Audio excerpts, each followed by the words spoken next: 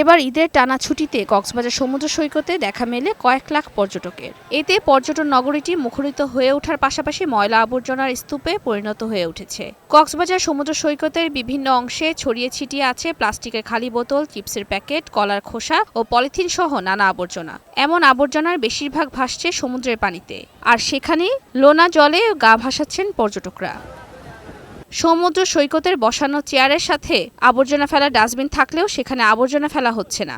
এমন অব্যবস্থাপনার জন্য পর্যটকরা দুষছেন সংশ্লিষ্ট কর্তৃপক্ষ ও অসচেতন পর্যটকদের। এখানে পরিবেশটা অনেক ভালো, কিন্তু অনেক নোংরা। পরিবেশ অপরিষ্কার অপরিচ্ছন্ন, এর জন্য দায়ী আমরা, শুধু সরকার না, আমরা নিজেরা যারা পর্যটক আছি তারাও দায়ী।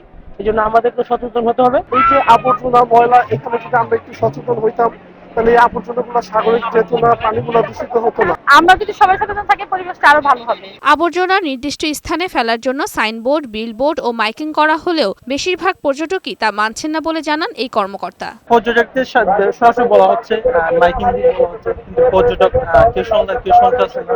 আমাদের যেগুলি বাস্কেট, এগুলি ছাতার পিছনে দেওয়া আছে, পর্যটকরা হেঁটে গিয়ে ওই বাস্কেটের মধ্যে ফেলতে চায় না, ও যে জায়গায় ফেলে দিতে চায়। এই জন্য পর্যটকদের সচেতন হওয়ার আহ্বান জানালেন ট্যুরিস্ট পুলিশের এই কর্মকর্তা। পর্যটকদের সচেতনতার দরকার আছে। ওনারা তো দেখা যাচ্ছে অনেক পর্যটক ইচ্ছে করে জানা সত্ত্বেও, এটা সামনে ডাস্টবিন থাকা সত্ত্বেও ফেলছেন না। যেহেতু পর্যটকরা আমার মেহমানদারিত্ব সুলভ আচরণ বজায় রাখার জন্য আমি সবাইকে অনুরোধ করব। শাজরিনা লাইজা, বৈশাখী সংবাদ।